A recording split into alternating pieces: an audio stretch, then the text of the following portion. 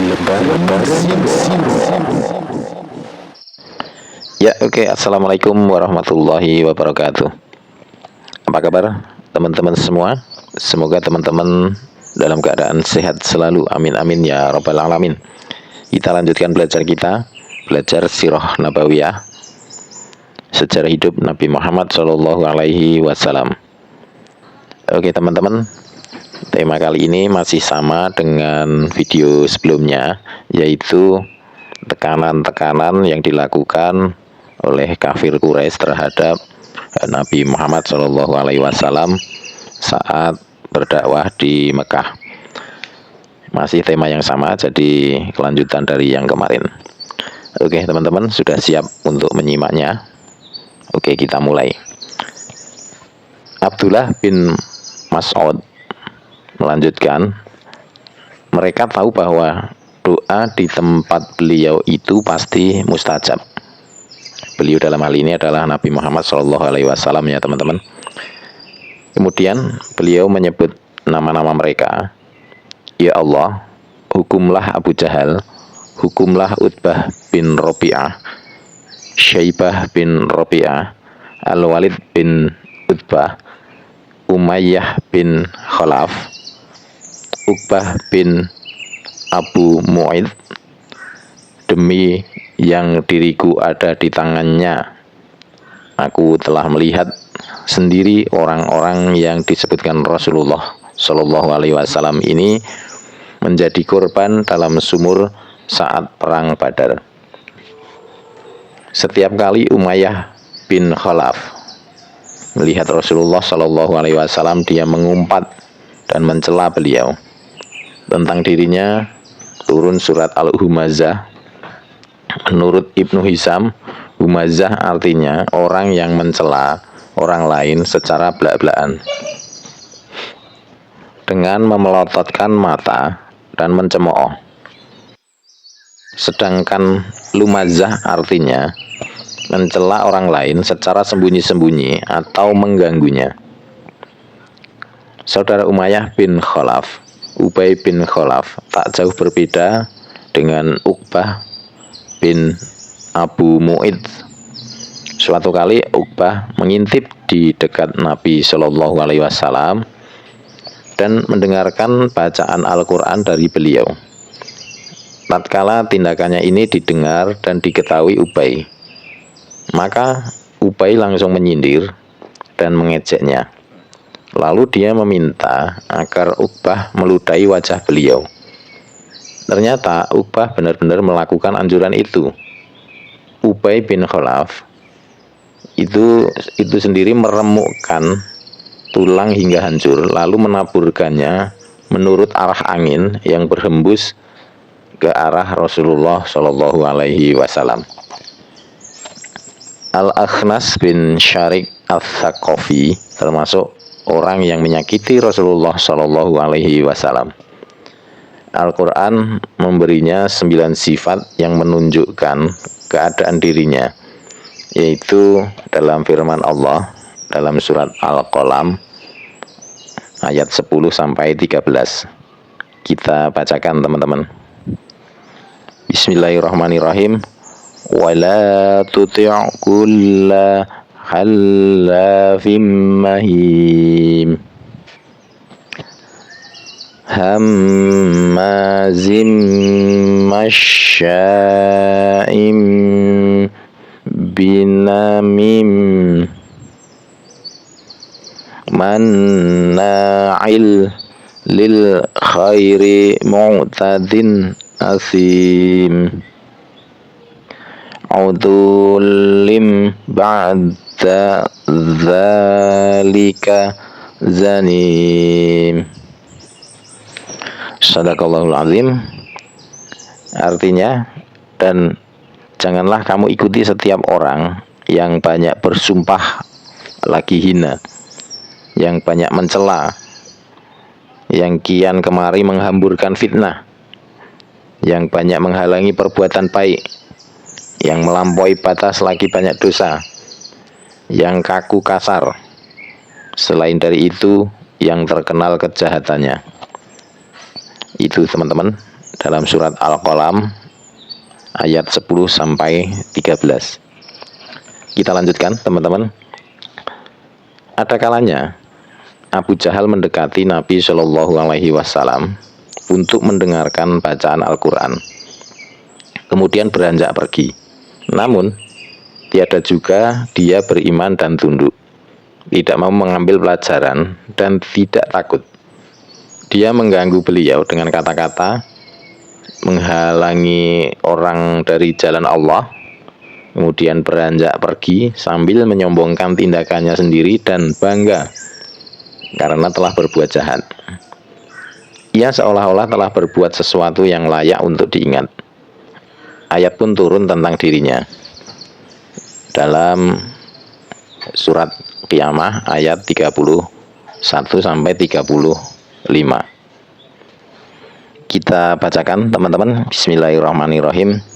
Fala saddaqa wala shalla walakin kadzdzaba wa tawalla thumma dhahaba ila ahlihi yatamadda aula laka fa'aula thumma aula laka fa'aula. Shadaqallahul azim, yang artinya, dan ia tidak mau membenarkan Rasul dan Al-Quran, dan tidak mau mengerjakan sholat, tetapi ia mendustakan Rasul dan berpaling dari kebenaran. Kemudian ia pergi kepada ahlinya dengan berlagak sombong. Kecelakaanlah bagimu dan kecelakaanlah bagimu. Kemudian kecelakaanlah bagimu dan kecelakaanlah bagimu.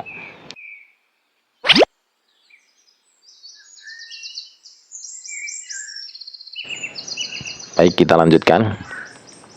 Abu Jahal selalu menghalangi Rasulullah Shallallahu Alaihi Wasallam. Sejak pertama kali dia melihat beliau sholat di Masjidil Haram. Suatu saat dia melihat beliau sedang sholat di Maqam Ibrahim. Dia berkata, "Wahai Muhammad, bukankah aku sudah melarangmu melakukan hal itu?" Beliau mengancam. Abu Jahal memberikan peringatan dan menghardiknya. Maka Abu Jahal berkata, "Wahai Muhammad, dengan apa engkau mengancamku? Demi Allah, aku lebih banyak memiliki golongan di tempat ini." Lalu Allah menurunkan ayat, "Maka biarlah dia memanggil golongannya untuk menolongnya." Ini dalam surat Al-Alaq ayat 17. Dalam suatu riwayat disebutkan bahwa Nabi Shallallahu Alaihi Wasallam memegang kerah Abu Jahal dan mengguncang-guncangkannya seraya membacakan ayat. Kemudian kecelakaanlah bagimu dan kecelakaanlah bagimu. Musuh Allah itu berkata, "Apakah engkau mengancamku, wahai Muhammad? Demi Allah, engkau tidak akan sanggup berbuat sesuatu termasuk Tuhanmu. Akulah orang yang paling mulia yang berjalan di antara dua bukit." Setelah mendapatkan ancaman itu, ketololan dan keberingasan Abu Jahal sama sekali tidak reda, bahkan semakin menjadi-jadi.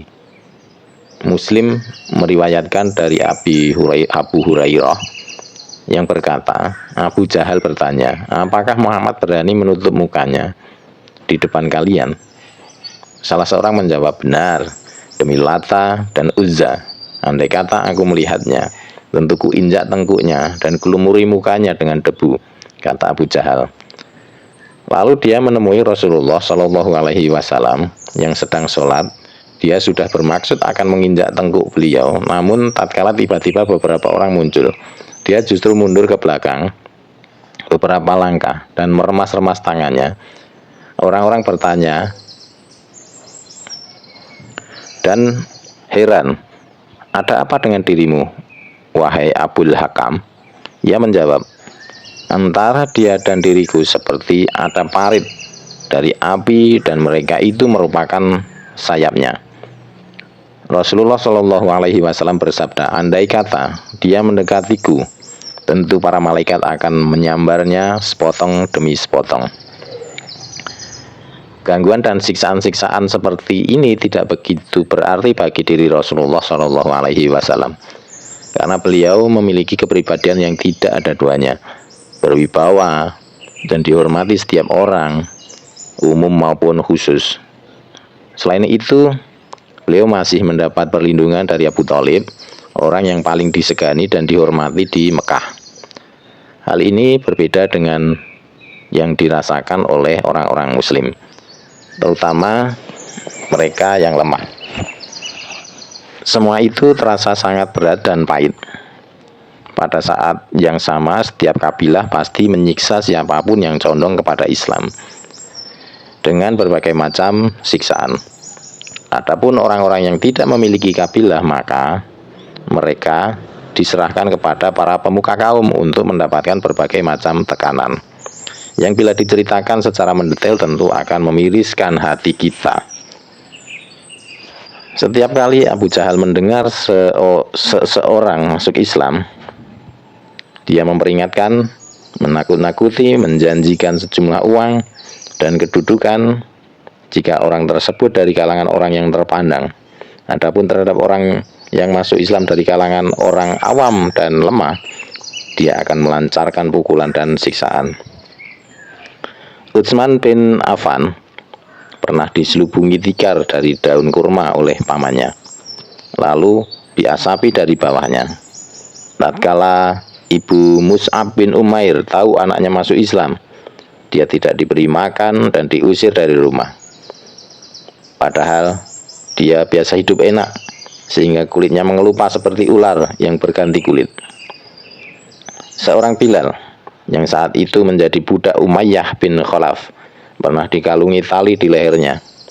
Lalu dia diserahkan kepada anak-anak kecil, lalu mereka mengaraknya di pegunungan di Mekah. Lehernya menampakkan luka bekas jeratan tali itu, karena Umayyah mengikatkan tali itu kencang-kencang. Dan masih ditambah lagi dengan pukulan tongkat. Setelah itu dia disuruh duduk di bawah terik matahari dan dibiarkan kelaparan. Penyiksaan yang paling keras yang dialaminya, suatu hari dia dibawa keluar selagi matahari tepat di tengah ufuk. Lalu dia ditelentangkan di atas padang pasir Mekah.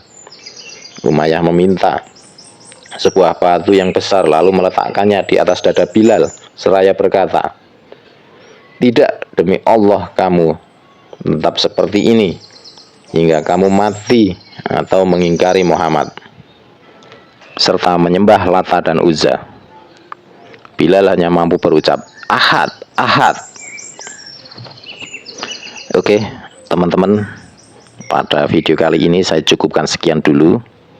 Nanti akan kita lanjutkan pada episode berikutnya, masih tentang tema ini teman-teman, karena agak panjang tema ini. Jadi nanti kita lanjutkan di part berikutnya. Pada video kali ini saya cukupkan sekian.